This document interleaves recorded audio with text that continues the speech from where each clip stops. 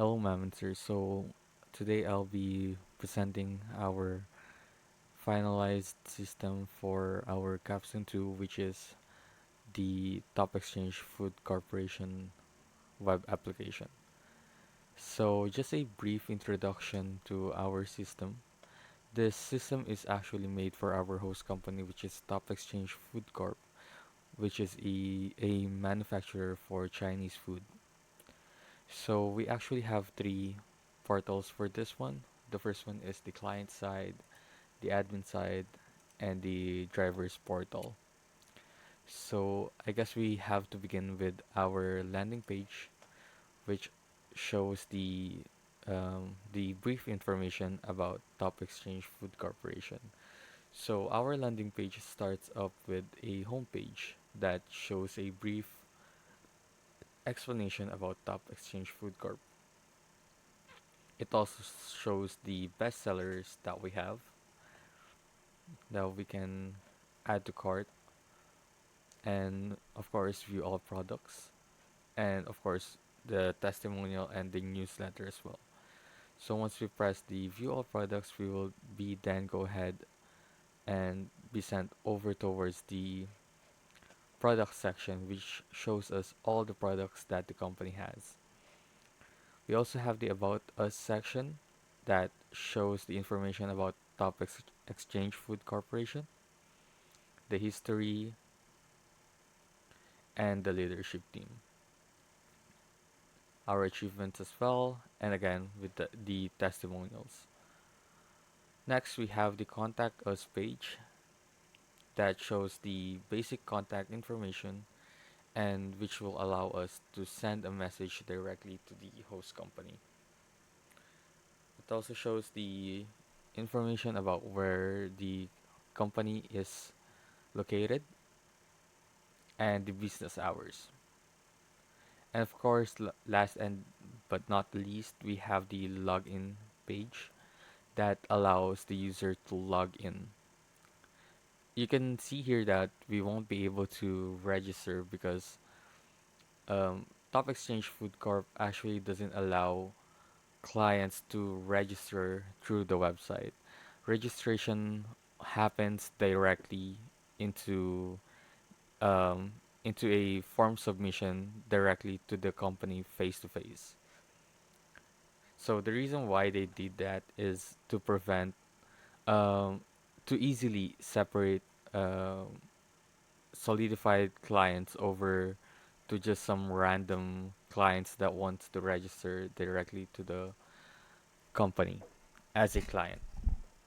So before we can go ahead and log in an account to Top Exchange Food Corporation's client side, we have to create a we have to create an account through the admin side first.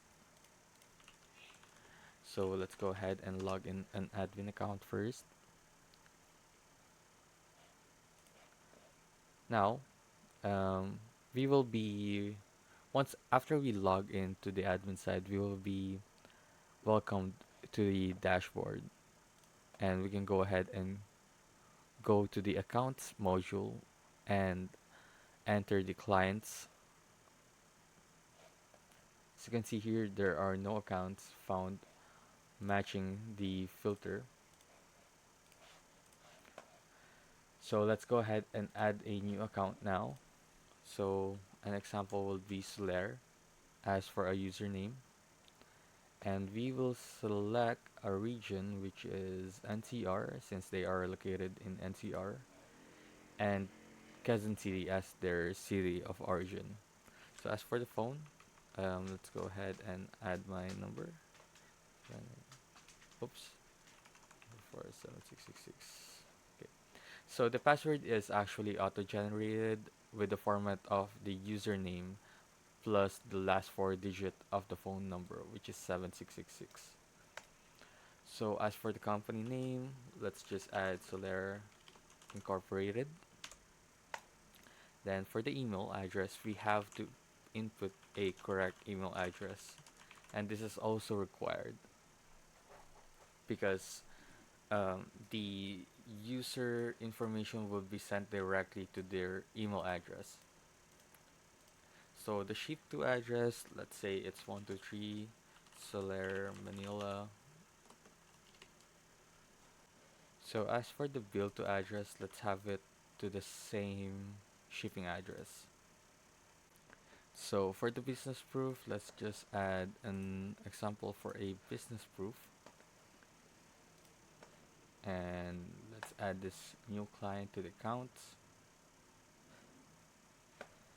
Once the account is added, we can see here that the account is now registered. You can see the contact information, the address info, and the business proof.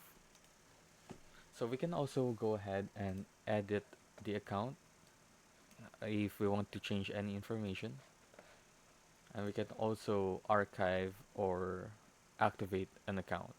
So once it is archived, the user won't be able to log in. Once it's active, they will be able to log in.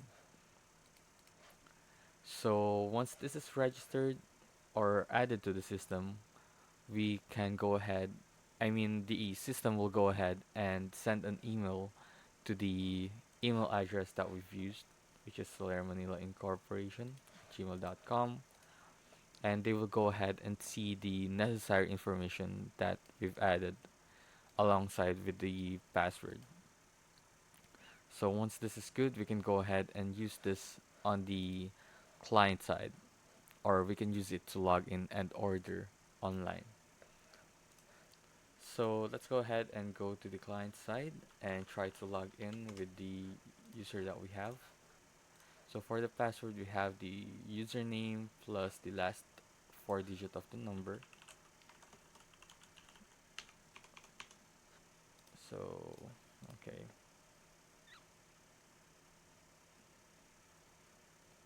So before we get to login, we have to verify our email first, and we'll be the client will be receiving a six-digit verification code. So as you can see here, we have the verification code 151471471,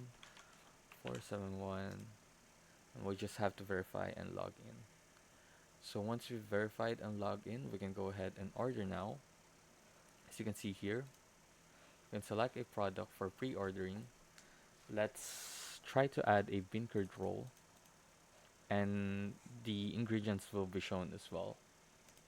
We can add that, add a beef shawmai as well. Then let's go ahead and proceed to checkout. So when proceeding to a checkout, we can go ahead and add the necessary information for delivery. For example, we can also change the delivery address, the contact number, the delivery date, Friday, Monday. As you can see here, the only available dates are Monday, Wednesday, Friday, because delivery only happens between Monday, Wednesday, and Friday in the calendar.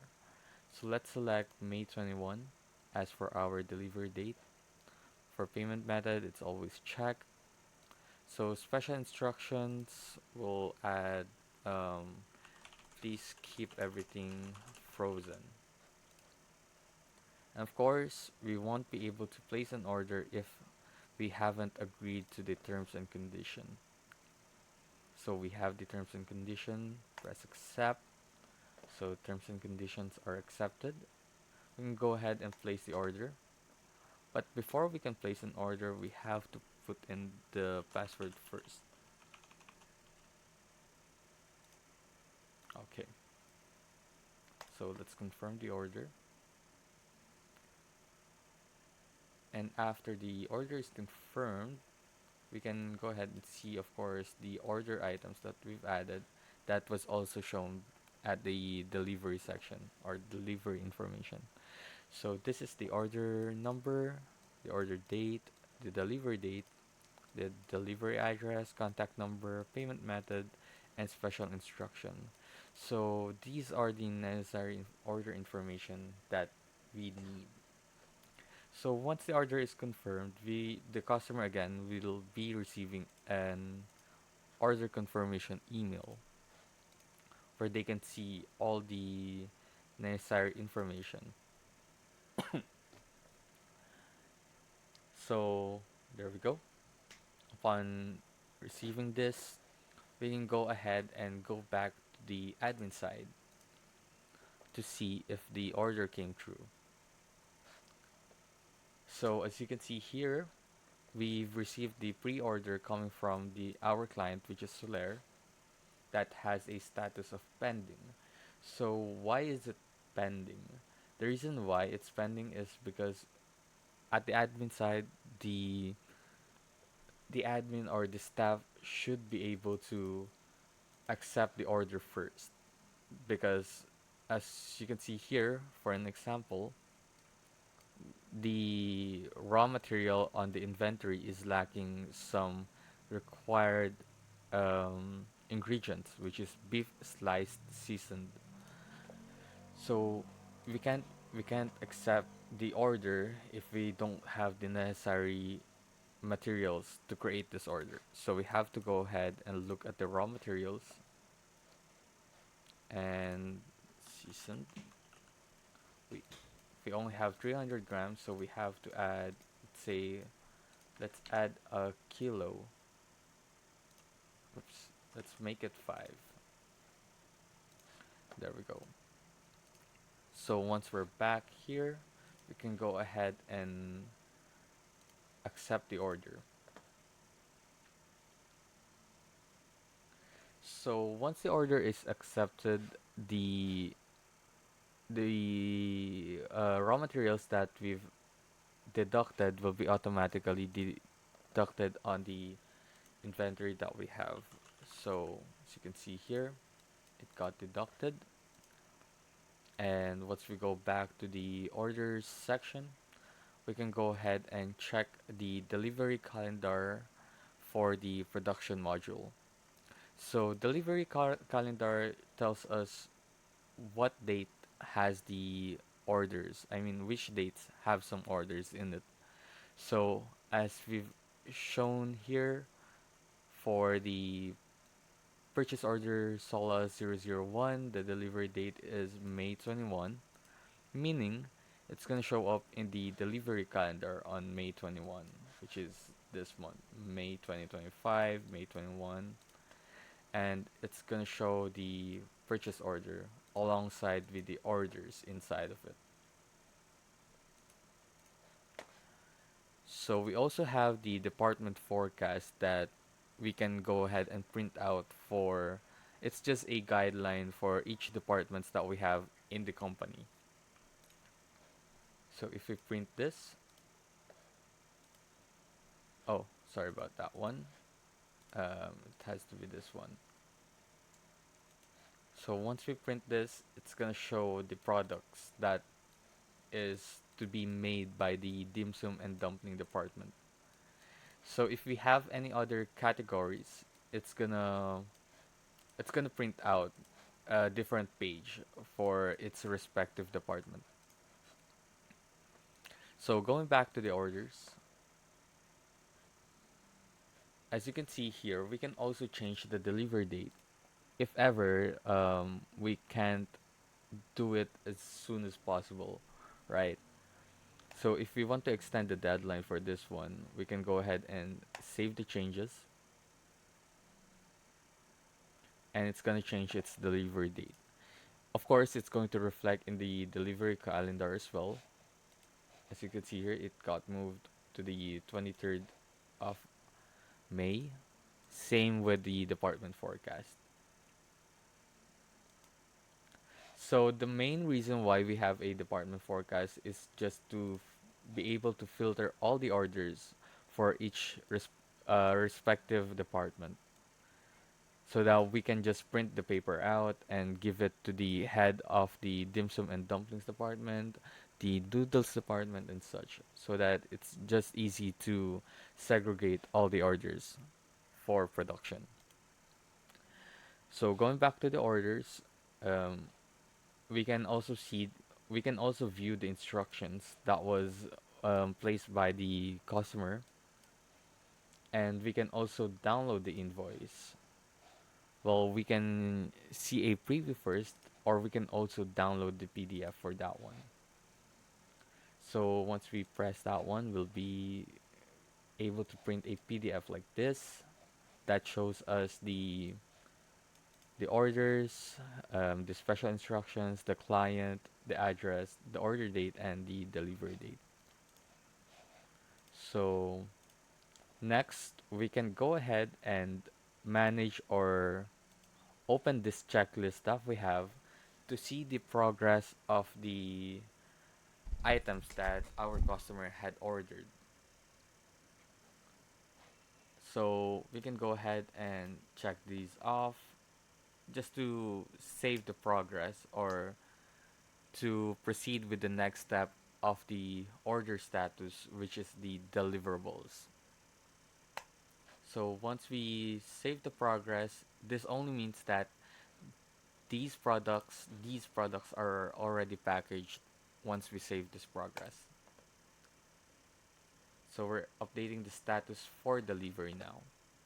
You can go ahead and move over to the deliverable orders where we can assign a driver for the delivery. So we're going to assign Aiden Evangelista for this purchase order. And again, we can download the PDF to see what the order is. So it's still the same as earlier. We can see the PO number, username, delivery address, special instructions, order date, and delivery date. Same goes with the order that Soler had given us. We can also view it here.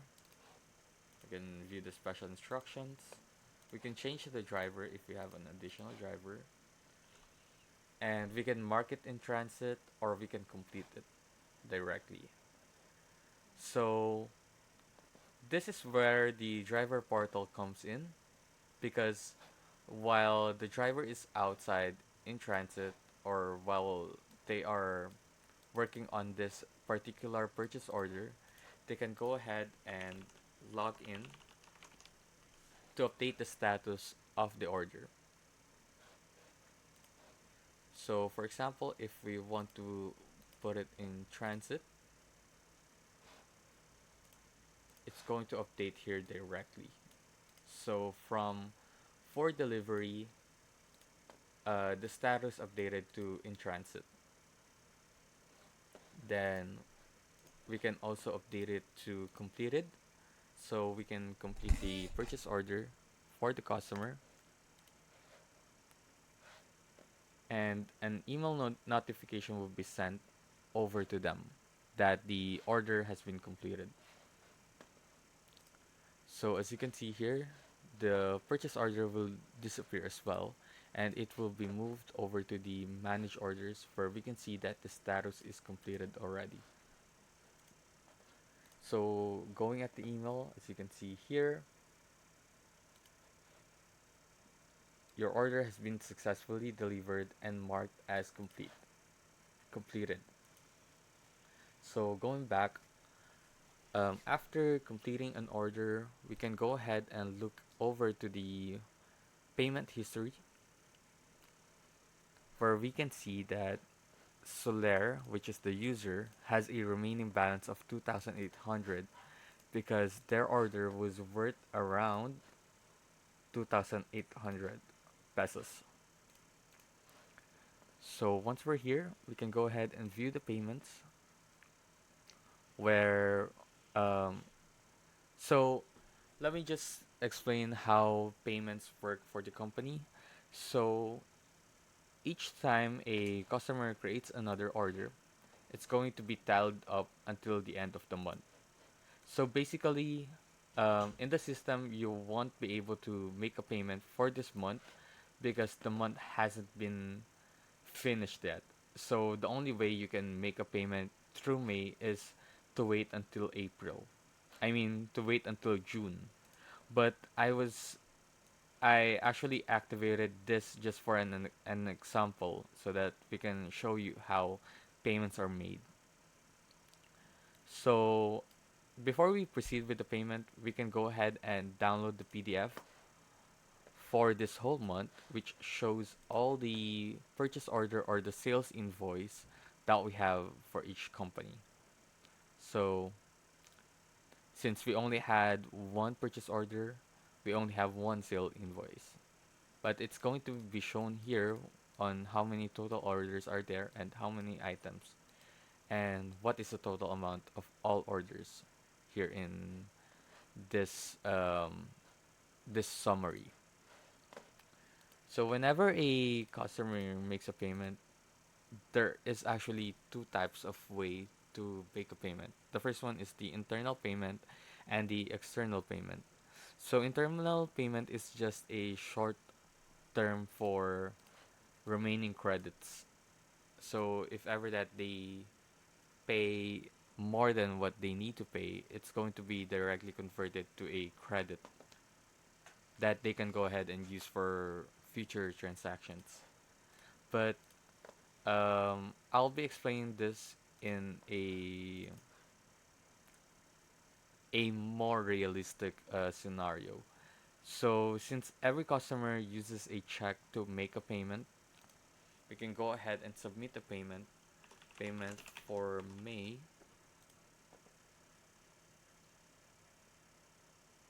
It's gonna go it's gonna go ahead and be uploaded here as a payment proof and external, but of course it still needs to be approved because they need to verify this first, right? So once they approve it, we can go ahead and mark the payment status as fully paid and we can go ahead and proceed with the next month. So as you can see here, if it's fully paid, we won't be able to make a payment anymore because there's no remaining balance. We can also see the payment history that's going to be shown here. When the payment was made, what month and year, amount, and the payment type, notes, and proof. So once we're done with the payment history, we can go ahead and proceed with the reporting section. So the module is just all about reporting. So as I've shown earlier, we have the basic reportings in the dashboard that is not that extensive. It's just a simple reporting, but it's not as complex as the reporting module. So for each reports, we have the sales summary, sales by client, sales by product, order listing, and we can filter it out for each dates. So we can generate a sales summary that shows us how many completed orders were done in a particular set of date. But since we didn't select any date, it's gonna show the sales summary report for everything, for all year. But if we select 13 to 14, since we haven't made any orders here, oh wait, sorry about that one. It's gonna show up as 0 because there was no order made from May 1 to May 7. So the same thing goes with sales by client. It's gonna show up how many. Sorry about that one. It's gonna show how many sales or how many order were done by a client in a particular set of date. But since we've only created one order, it's only going to show one order. So we also have the sales per product, which shows what is the product. What are the products that's being sold most of the time. And as for order listing, we also have the order listing, which is the PO number, the date. Technically, it just shows all the order listings. So we're done with the reporting, with the payments, with the ordering, production, and the dashboard. I mean, let me just explain the features that we have with the dashboard. So we also have the small version of reporting for the dashboard, the total orders this month, the revenue, the recent orders. We can see here the client orders, the orders sold, and the sales per department. So we also have another feature that we have here at the dashboard, which is the notification. So just a quick example here, if you add one, proceed with the checkout, go ahead and just add an order real quick.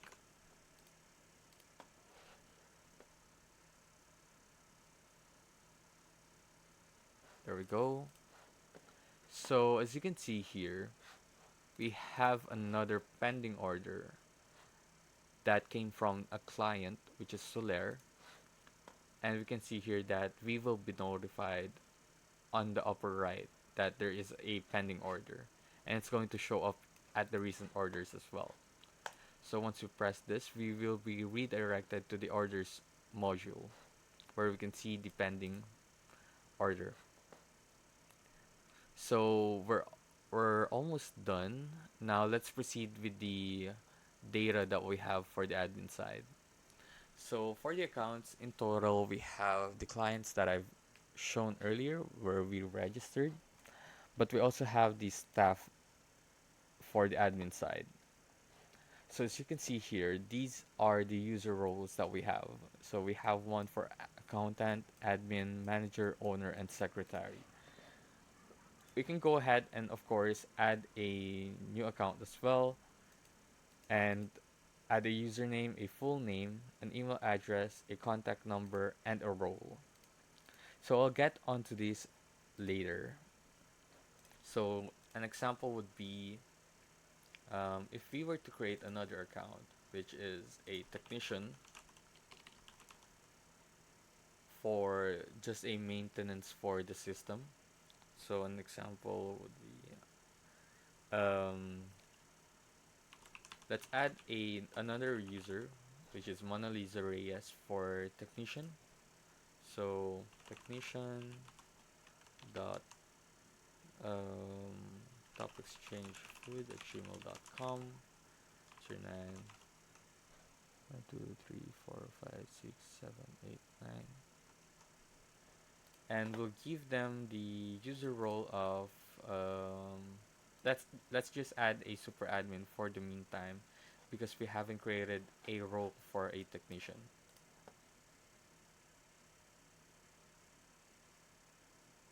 So it's just lagging. So as you can see here, it's going to be added right here with the contact number, and we can go ahead and edit it, change the role to manager if you want to. So it's gonna become a manager. We can go ahead and archive the account. Once we archive it, this technician won't be I mean this staff won't be able to log in this account since it's archived. So now let's proceed with the user roles. So for the user role, we can actually add another role here, but let me explain how this works. So user roles are actually the roles for each staff members that we have where they can only access particular pages that we have through the admin side. So an example would be the super admin, which can access all the pages that we have with the admin side. So if we add the technician here, so a technician should be able to access everything since they are the ones that maintain the system. So if we add all of these, they will be able to access all of these pages. So if we add another one, as you can see here, we can go ahead and go back to the staff page and assign this role to its respective role, which is the technician. So as you can see here, it's going to be changed into technician. And of course, we also have the drivers page, which shows us the the available driver. Since there are no active deliveries, it's going to be 0. We can also edit the information. We can add a new driver, check the availability. We can set for available or not available, and we can also check for the account status, which is active or archived. So if it's archived, again, we won't be able to log in. And if it's available or not available, we won't be able to set them or assign them to deliveries. So let's try and set this as an example. So we set the driver to unavailable.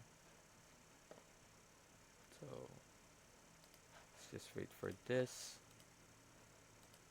Let's move this to the deliverable section.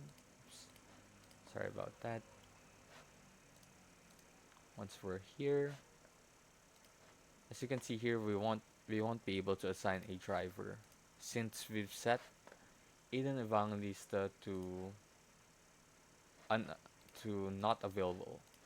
But if we set it to available, we can go ahead and go back to the delivery, and we can go ahead and assign Aiden Evangelista. And of course, once we go back here, oops,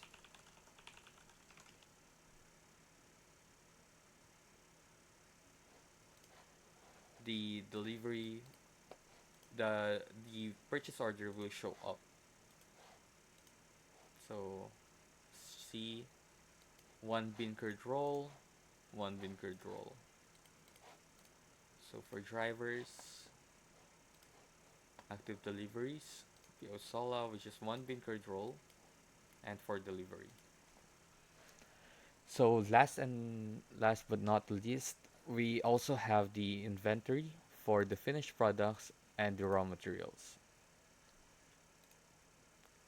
So for the finished products, as you can see here, we can also deactivate, we can also add a new product where we can select a category. So category is just short for the department. Can select a product name. Let's just add it like this. Asado cooked. Let's give it a quantity of 6 or maybe 20 per pieces, 20 pieces of asado. Or rather, let's just add a new one over here. Mm, Japanese hakao and Japanese hakao A. So since this is a shawmai, it's going to be the container will become a pack. So for duration, it's gonna be 2 months. It's gonna expire in 2 months, but we have to keep it in frozen. So for a 20 piece per pack of Japanese hakao, it's going to be 400 pesos. Additional description would be a very delicious Japanese hakao. Of course, the status will be active because we want to show it directly to the product section. So let's just use a sample image temporarily. So as you can see here, a Japanese hakao just showed up that we've added here, and we can also see the image, and we can also deactivate it or activate it. You can also add the ingredients, which is a beef cube roll, a shrimp, maybe 20 grams. Then we can go ahead and save the ingredients for that one. So whenever we try to order here, it's going to be deducted from the ingredients that we have with the raw materials. We can also edit and change the descriptions if you want. If you want to make it 3 months, the expiration date will become 3 months. So we can also add stocks. Let's add 50 stocks of these. So I'm pretty sure you might be wondering why aren't we deducting any stock in here. So whenever we order, there are actually two types of ordering. So the first one is the online and the walk-in. So walk-in are for clients that goes directly to the company to order, and online orders are orders pre-orders that was made through online through the client side. So an example would be this one where we can so this is technically just a tracker for all walk-in transaction that we can add. So for example, Aidan Evangelista, they ordered today. The address. This is optional, but let's just add it. Special instructions. It was very good. Then let's go ahead and add the Japanese hakao that we've added earlier. Let's add 5 and let's confirm order. So as you can see here, the delivery date is not available since it's a walk-in and it's automatically completed because this order was made into a walk-in. So technically this is just a receipt that we have. So going back to the inventory, we also have the raw materials. These are actually used for the ingredients that we have for the finished products. So technically it's used to track. And this is where the online orders are deducting the materials for the orders that they have, since all orders are pre-ordered and it's going to be made a day before the order or the delivery date for the orders. So pretty much, let me just confirm if we've covered everything. We have the dashboard, the production, the ordering, the payments, the reporting, the accounts, the user roles, the drivers, client, staff, the inventory, the client side, the driver's portal, and the email notification. So I think that's pretty much it. Thank you for listening to our reporting, and we hope you have a nice day.